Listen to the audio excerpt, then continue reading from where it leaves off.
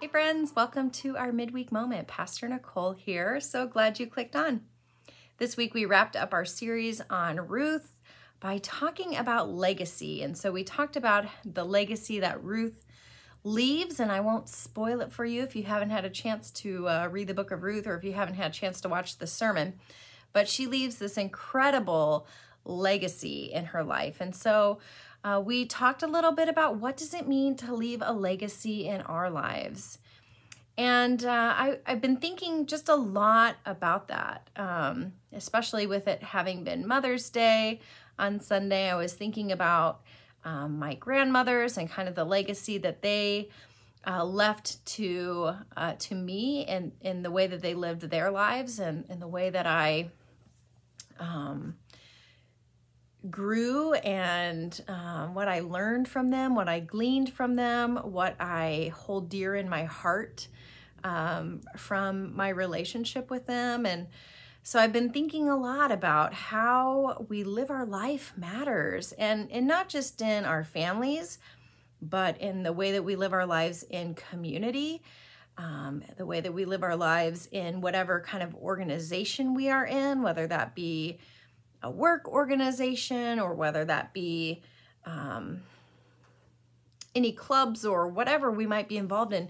There are ways for us to leave legacies in all parts of our life. And perhaps the most important is the legacy that we leave in our family. That's probably the most impactful legacy that we can leave is in our own families. It's where we have a lot of influence in how we impact the lives of others, but certainly in the church.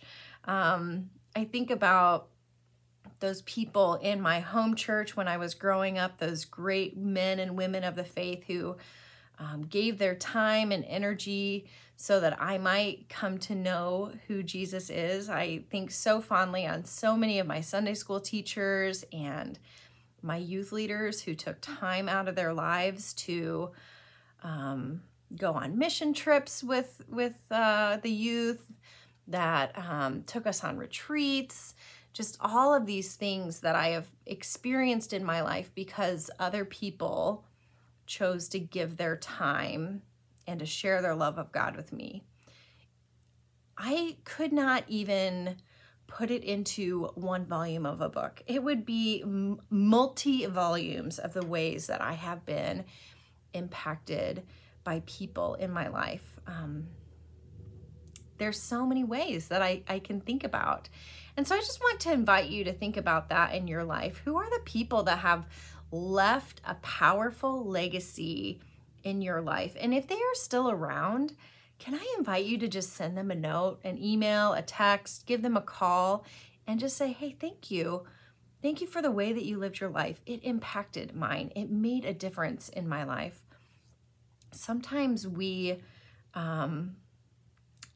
just don't take the time to do that, to thank those people. And I think it can be really meaningful when we stop and take the time to do that. So I want to just invite you to do that this week. If those people in your life that left a great legacy for you, that really impacted you, are no longer with us, I'd invite you to just spend some time in prayer, thanking God for their life, for the way that they lived their life, for the impact that they had on you, and for how they changed your life.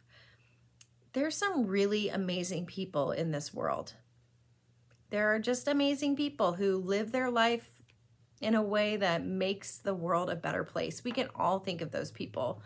A lot of those people we know because they made our life a better place. And so I just think this week would be a great week to really spend some time just being grateful and giving thanks for those people. And then making that shift of, wow, I can see how this person impacted my life. How then can I live my life in a way that's impacting somebody else? So that maybe 30 years down the line, somebody might think, oh yeah, I remember when so-and-so did that for me. It really made a profound impact on my life. It really spoke to me. It really, whatever that might be. So I just invite you to spend some time thinking about legacy this week, how you have been impacted, how you are impacting others, how Christ is calling you to live your life now. And if you haven't had a chance to finish up Ruth, please do. It's such a great story. It just has a really amazing ending. I invite you to watch the sermon if you hadn't had a chance. Next weekend, we're starting a new sermon series called Beautiful Resistance, the story of Daniel, where we are going to be looking at the story of the Old Testament character of Daniel found in the book of Daniel. And we're going to take a look at some of his story. So I invite you to come back this Sunday for that. Join us, whether in person or online. And we look forward to seeing you and worshiping with you then. Have a great rest of your week. Go make somebody else's life better. See you next time.